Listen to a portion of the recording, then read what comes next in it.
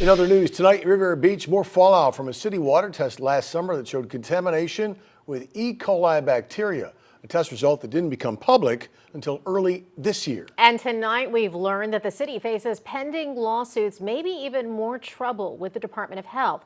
They're also operating without an executive director for the utility district. Ari Height was at tonight's emergency meeting discussing all of this. Ari has a look at the details about what comes next.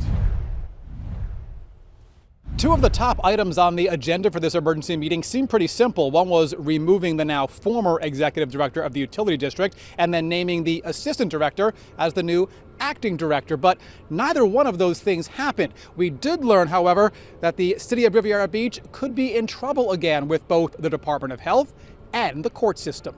That's my last comment. Thank you, Director There's no Lowe. point. This was last week. Riviera Beach Utility District Executive Director Michael Lowe walking out of a city meeting and walking away from his job. City officials removed him as executive director.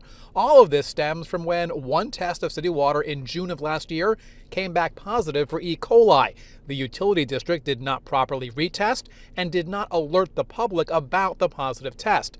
At Wednesday night's emergency meeting of the Utility District Board, they were expected to name Assistant Director Stephen Doyle as acting executive director, but board members refused to do that, saying they need to know more about Doyle. This is why we're in this position now, and I will refuse to agree on appointing an executive director or anybody to our ECR that hasn't been properly vetted. This is very serious in terms of the water here in the city, and who runs that is very important. Board members also declined to officially terminate Lowe, saying they don't think that's their job. I'm not agreeing with terminating anyone because it seems that he is an employee of the city.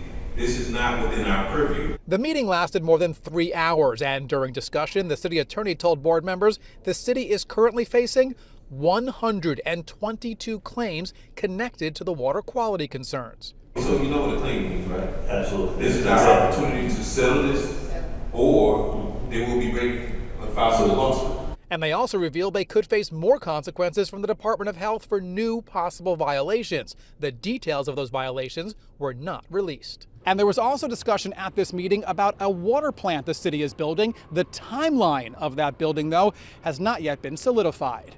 In Riviera Beach, Ari Height, WPBF 25 News.